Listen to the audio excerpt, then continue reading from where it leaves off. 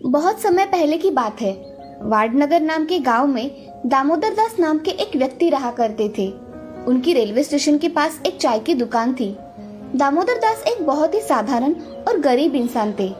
चाय के छोटे से बिजनेस से उनका गुजारा हुआ करता था। दामोदर दास जी को 6 बच्चे थे। सभी बच्चे कभी कभी अपने पिताजी की मदद करने चाय की दुकान पर जाते थे, लेकिन उनमें नरेंद्र हमेशा अपने पिताजी की मदद करने स्टेशन पर जाता था। नरेंद्र चाय की किटली उठाता और प्लेटफॉर्म पर लोगों को चाय बेचता था। नरेंद्र को किताबों से बहुत लगाव था। वो जो भी किताब मिले उसे पढ़ लिया करता था। धीरे धीरे नरेंद्र बड़ा होने लगा। कुछ दिनों बाद दामोदर ने नरेंद्र को आगे की पढ़ाई के लिए उसके भाई के यहाँ अहमदाबाद भेज दिया। दामोदर के भाई की भी अहमदाबाद में चाय की दुकान थी। अब नरेंद्र अपनी आगे की पढ़ाई करने के लिए अपने चाचा के यहाँ अहमदाबाद आ गए थे। नरेंद्र का स्कूल उनके चाचा के दुकान के सामने ही था, इसीलिए वो सुबह दुकान पर जाकर चाय बेचते थे और दोपहर को स्कूल में जाते थे। नरेंद्र स्कूल की पढ़ाई में एक एवरेज स्टूडेंट थे, लेकिन वो एक अच्छा वक्ता थे और नरेंद्र को हमेशा से ही सामाजिक कार्यों में ज्यादा रुचि थी। एक दिन नरेंद्र दुकान पर चाय बेच रहे थे, तभी उनकी मुलाकात एक व्यक्ति से हुई जिन्होंने उसे आरएसएस ज्वाइन करने की सलाह दी। नरेंद्र ने भी आरएसएस ज्वाइन कर लिया। उस वक्त नरेंद्र सिर्फ 8 साल के थे। 17 साल की उम्र में घर वालों ने नरेंद्र की शादी तय कर दी, लेकिन उस वक्त नरेंद्र का रुख आध्यात्म और देश सेवा की ओर हो चुका था। उनका मानना था कि एक शादीशुदा के मुकाबले एक अविवाहित व्यक्ति भ्रष्टाचार के खिलाफ ज्यादा जोरदार तरीके से लड़ सकता है, क्योंकि उसे पत्नी, परिवार और अपने बाल बच्चों की कोई चिंता नहीं रहती। और इधर उनकी माँ को हमेशा लगता था कि कहीं मेरा बेटा सन्यासी न बन जाए, और हुआ भी वही। एक दिन उन्होंने किसी को बिना बताए अपना घर छोड़ दिया और हिमालय चले गए। मोदी ने उत्तरी और उत्तर पूर्वी भारत में यात्रा के दौरान लगभग 2 साल बिताए। 1962 में जब भारत चीन युद्ध हुआ था, उस समय मोदी रेलवे स्टेशन पर जवानों से भरी ट्रेनों में उनके लिए खाना और चाय लेकर जाते थे। 1965 में भारत पाकिस्तान के युद्ध के समय भी मोदी ने जवानों की खूब सेवा की थी। 1971 में वो आरएसएस के प्रचारक बन गए और अपना पूरा समय आरएसएस को देने लगे। मोदी वहाँ सुबह 5 बजे उठ जाते थे और देर रात तक काम करते थे। प्रचारक होने की वजह से मोदी ने गुजरात के अलग अलग जगह पर जाकर लोगों की समस्याओं को बहुत करीब से समझा और फिर भारतीय जनता पार्टी का आधार मजबूत करने में इम्पोर्टेंट रोल निभाया। 1975 के आसपास में राजनीतिक क्षेत्रों में विवाद की वजह से उस समय की प्रधानमंत्री इंदिरा गांधी ने कई राज्यों में इमरजेंसी घोषित कर दी और तब आरएसएस जैसी संगठनों पर भी रोक लगा दिया गया था। फिर भी मोदी चोरी छिपे देश की सेवा करते रहे और उन्होंने सरकार की गलत नीतियों का जमकर विरोध किया। उसी समय मोदी जी ने एक किताब भी लिखी जिसका नाम था संघर्ष मां गुजरात। इस किताब में उन्होंने गुजरात की राजनीति के बारे में चर्चा की थी। आपातकाल के दौरान गिरफ्तारी से बचने के लिए मोदी को अंडरग्राउंड होने के लिए मजबूर होना पड़ा। वो सरकार का विरोध करने वाली पैम्पलेट प्रिंटिंग में शामिल थे। उन्होंने आरएसएस के प्रचारक रहते हुए 1980 में गुजरात विश्वविद्यालय से राजनीति विज्ञान में पोस्ट ग्रेजुएशन की डिग्री प्राप्त की। आरएसएस के बेहतरीन काम को देखते हुए उन्हें भाजपा में नियुक्त किया गया, जहां उन्होंने 1990 में अडवाणी जी के अयोध्या रथ का भव्य आयोजन किया, जिससे भाजपा के सारे वरिष्ठ नेता उनसे बहुत प्रभावित हुए। आगे भी उनके अद्भुत कार्यों की बदौलत भाजपा में उनका महत्व बढ़ता रहा।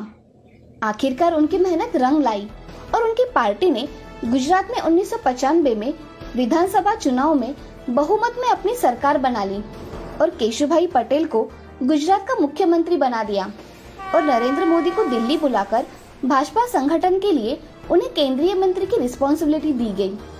मोदी जी ने इस रिस्पॉन्सिबिलिटी को बहुत ही बखूबी निभाया। 2001 में केशुभाई पटेल की सेहत खराब होने लगी थी और गुजरात चुनाव में भाजपा कई सीटें भी हार रही थी। इसके बाद भारतीय जनता पार्टी ने अक्टूबर 2001 में केशुभाई पटेल की जगह नरेंद्र मोदी को गुजरात के मुख्यमंत्री की कमान सौंपी। नरेंद्र मोदी ने मुख्यमंत्री का अपना पहला कार्यकाल 7 अक्टूबर 2001 से शुरू किया। इसके बाद मोदी ने राजकोट विधानसभा चुनाव लड़ा, जिसमें उन्होंने कांग्रेस पार्टी के अश्विन मेहता को बहुत बड़े अंतर से मात दे दी। मुख्यमंत्री पद पर रहते हुए नरेंद्र मोदी ने बहुत अच्छी तरीके से अपने सारे कार्यों को संभाला और गुजरात को फिर से मजबूत कर दिया। उन्होंने गांव-गांव तक बिजली पहुंचाई, टूरिज्म को बढ़ाया। देश में पहली बार किसी राज्य की नदियों को एक साथ जोड़ा गया, जिससे पूरे राज्य की पानी की प्रॉब्लम सॉल्व हो गई। उन्होंने एशिया का सबसे बड़ा सोलर पार्क निर्माण भी गुजरात में किया। इन सब के अलावा उन्होंने बहुत अद्भुत कार्य किए। देखते ही देखते उन्होंने गुजरात को भारत का एक बेहतरीन राज्य बना दिया और वो खुद गुजरात के सबसे बेहतरीन मुख्यमंत्री बन गए। लेकिन उसी बीच गुजरात के गोधरा कांड से नरेंद्र मोदी का नाम जोड़ा गया और कांग्रेस सहित अन्य विपक्षी दलों ने उनके इस्तीफे की मांग की। दोस्तों, गोधरा कांड में 27 फरवरी 2002 को गुजरात के गोधरा नाम के शहर में रेलवे स्टेशन पर साबरमती ट्रेन के F6 कोच में आग लगाए जाने के बाद 59 लोगों की मौत हो गई थी, जिसके बाद पूरे गुजरात में सांप्रदायिक दंगे होना शुरू हो गए थे और फिर 28 फरवरी 2002 को गुजरात के कई इलाकों में दंगा बहुत ज्यादा भड़क गया, जिसमें 1200 से अधिक लोग मारे गए। इसके बाद इस घटना की जांच के लिए उच्चतम न्यायालय ने एक विशेष जांच दल बनाया और फिर दिसंबर 2010 में जांच दल की रिपोर्ट के आधार पर फैसला सुनाया कि इन दंगों में नरेंद्र मोदी के खिलाफ कोई ठोस सबूत नहीं मिला। नरेंद्र मोदी ने गुजरात में भी कई ऐसे हिंदू मंदिरों को ध्वस्त कराने में थोड़ा सा भी नहीं सोचा जो सरकारी कानूनों कायदों के मुताबिक नहीं बने थे। हालांकि इसके लिए उन्हें विश्व हिंदू परिषद जैसे संगठनों का भी विरोध झेलना पड़ा, लेकिन उन्होंने उसकी थोड़ी सी भी परवाह नहीं की और देश के लिए जो सही था उसी काम को करते रहे। उनके अच्छे डिसीजंस और कार्यों की वजह से गुजरात के लोगों ने मोदी जी को 4 बार लगातार अपना मुख्यमंत्री बनाया। गुजरात में मोदी की सफलता देखकर बीजेपी के सीनियर नेताओं ने मोदी को 2014 के लोकसभा चुनाव का प्रधानमंत्री उम्मीदवार घोषित किया, जिसके बाद मोदी ने पूरे भारत में जाकर बहुत सारी रैलियां की और लाखों लोगों तक अपनी बात रखी।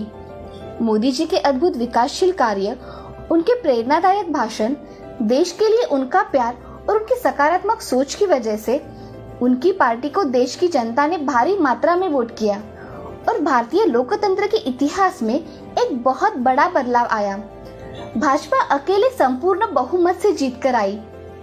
इस जीत की कामयाबी का सेहरा नरेंद्र मोदी के सर पर बांधा जा रहा था। इस यादगार शाम का लोग गवाह बन रहे थे। भारतीय लोकतंत्र के इतिहास में ये दिन एक अहम घटनाओं में शामिल हो गया और 26 मई 2014 में नरेंद्र मोदी ने प्रधानमंत्री पद की शपथ ली। मैं नरेंद्र दामोदर दास मोदी ईश्वर की शपथ लेता हूँ कि मैं विधि द्वारा स्थापित भारत के संविधान के प्रति सच्ची श्रद्धा और निष्ठा रखूंगा। मैं भारत की प्रभुता और अखंडता अक्षुण्ण रखूंगा। मैं संघ के प्रधानमंत्री के रूप में अपने कर्तव्यों का श्रद्धा पूर्वक और शुद्ध अंतःकरण से निर्वहन करूंगा तथा मैं भय या पक्षपात, अनुराग या द्वेष के बिना सभी प्रकार के लोगों के प्रति संविधान और विधि के अनुसार न्याय करूंगा।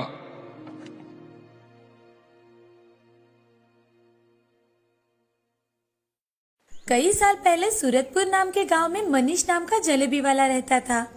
कई पुश्तों से वो जलेबियां बेचा करते थे। मनीष की बनाई हुई जलेबियां सभी लोगों को पसंद थी और इसी कारण लोग भी बड़े मजे से खाया करते थे। मनीष बहुत ही लालची आदमी था। वो सबको ठगने के बारे में ही सोचा करता था। सबकी नजर बचाकर वो तराजू के नीचे चुंबक लगा देता था। कुछ लोगों के तो पैसे हेरा फेरी करके, कुछ लोगों के झगड़ा करके उनसे ज्यादा पैसे वसूल कर लेता था। उसी गांव में एक आराध्या नाम की छोटी बच्ची रहा करती थी। वो बेचारी बहुत गरीब घर की थी। आराध्या दिन भर घर के सारे काम करके उसमें से वक्त निकालकर स्कूल में जरूर जाया करती थी। उसका विश्वास था कि पढ़ाई करके उसका भविष्य जरूर अच्छा होगा। उसके स्कूल में एक रघु नाम का एक नटखट लड़का था। वो हमेशा आराध्या को परेशान करता था और उसे हमेशा रुलाता था। एक दिन आराध्या रास्ते से चल के जा रही थी, तभी रघु पीछे से साइकिल पर आया और जानबूझकर आराध्या से टकराया। आराध्या साइकिल का धक्का लगने की वजह से नीचे सड़क पर गिर गई। तभी रघु ने आराध्या से कहा, क्यों रे आराध्या, बड़ी मैडम की तरह रास्ते के बीचों बीच चल रही है। घंटी बजाने पर भी बाजू नहीं हटती हो। तुम क्या बहरी हो? रघु के ऐसे कहते ही आराध्या बहुत चिढ़ जाती है। आराध्या चिढ़कर रघु से, तुमने बेल कहाँ बजाई थी? झूठ मत बोलो। वैसे भी तुम मुझे हमेशा सताते रहते हो। अगर तुमने फिर से ऐसा किया तो मैं हेडमास्टर जी से तुम्हारी शिकायत कर दूंगी। अरे जा जा, तुम्हें जिसको मेरा नाम बताना है बता दो, मुझे कोई फर्क नहीं पड़ता। स्कूल तो मेरे दादाजी ने बनवाया है और तुम्हें पता है मेरे पिताजी कौन है? जाओ तुम हेडमास्टर जी से कंप्लेंट करो। रघु आराध्या को फटकारते हुए वहाँ से चला जाता है। तभी आराध्या चुपचाप घर चली जाती है। एक दिन आराध्या अपनी माँ से, माँ, स्कूल के पास सब लोग कुछ न कुछ खरीद कर खाते हैं। मुझे भी खाने का मन करता है, मगर आपके पास पैसे नहीं है ना, इसीलिए आपसे मांगने के लिए सोचती हूँ। आराध्या की बातें सुन उसकी माँ सुमति आराध्या से, हे भगवान, मेरी गरीबी के कारण मेरी बच्ची मुझसे कुछ मांगने के लिए भी सोचती है।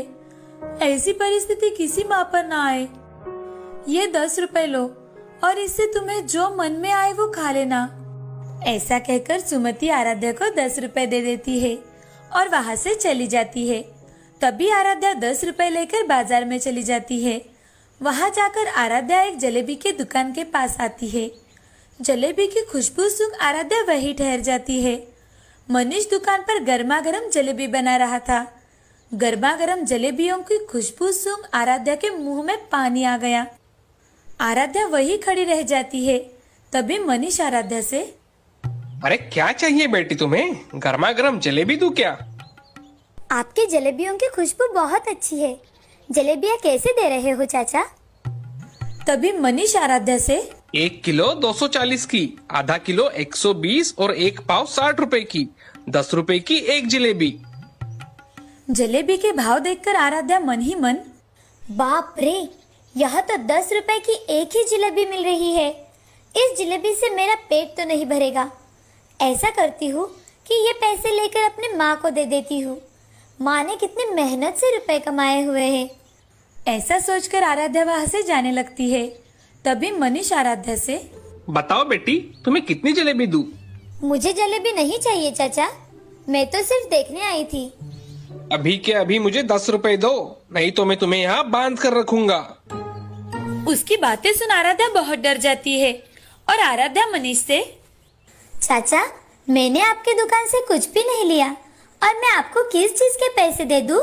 तुम कब से मेरे दुकान के सामने खड़ी होकर जलेबियों की खुशबू ले रही हो और मुझसे ही कह रही हो? मेरे जलेबियों की खुशबू लेने के भी पैसे लगते हैं, समझी? मैं कहाँ से दूं चाचा, मैं बहुत गरीब हूँ। अरे मुझे उससे क्या मतलब, मुझे मेरे पैसे चाहिए, वरना तुम यहाँ से नहीं जा सकती। मनीष की बातें सुन आराध्या रोने लगी और मनीष फिर से आराध्या से, अगर पैसे नहीं दे सकती तो यहाँ मेरी जलेबियों की खुशबू सूंघने क्यों आई? चलो निकालो पैसे, मुझे सब पता है तुम गरीबों के नाटक। आराध्या रोने लगती है। तभी उसका दोस्त रघु वहाँ से साइकिल से जा रहा था। वो देखता है कि आराध्या उस दुकान के सामने खड़ी रो रही है।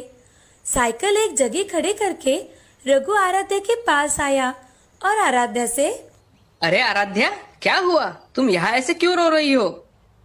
आराध्या ने सारी बातें रघु को बताई। तभी रघु आराध्या से, आराध्या, मनीष जी ने कोई गलत बात नहीं कही, ये तो उनकी जलेबियां है। अगर कोई इसका सुगंध लेगा तो पैसे तो भरने ही पड़ेंगे ना। लाओ तुम्हारे पैसे मुझे दे दो। आराध्या ने रघु को पैसे दे दिए।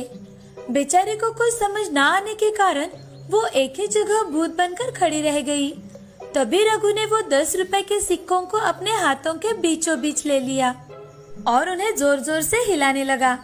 उन पैसों में से खन खन खन ऐसी आवाजें आने लगी। तब मनीष ने रघु से कहा, मनीष जी, क्या आपको पैसे की आवाज आ रही है? हाँ हाँ, मैं सुन रहा हूँ, मैं कोई बहरा नहीं हूँ। खन खन सिक्कों की आवाज मुझ तक पहुँच रही है। तो आपने पैसों की आवाज तो सुन ली, अब मैंने भी आपको पैसे दे दिए, समझे? क्यों रे बच्चे, ज्यादा नाटक कर रहा है क्या मेरे साथ? कहता है कि पैसों की आवाज सुन लेने से पैसे मिल गए। ज्यादा होशियारी की ना तो तुझे भी दुकान में बांध दूंगा। तभी रघु मनीष से, क्यों? जलेबी के सुगंध के पैसे आप मांग सकते हो, तो मैं क्या आपको पैसों की आवाज भी नहीं सुना सकता? अरे अंकल, तुम्हारा ये नाटक मेरे सामने नहीं चलेगा। जानते हैं मैं कौन हूँ? इस गांव के जमींदार का बेटा हूँ मैं, और ज्यादा होशियारी की ना तो पापा से बोल दूंगा और वो पुलिस से उठवा कर तुम्हें जेल भिजवा देंगे। ऐसा सुनकर मनीष हक्का बक्का रह गया। तभी रघु के साथ आराध्या उसकी साइकिल पर बैठकर चली जाती है। थोड़ी दूर पहुंचने के बाद रघु उसे साइकिल से उतार देता है। तुम तो मुझसे चिढ़ते हो ना, फिर तुमने मेरी सहायता क्यों की?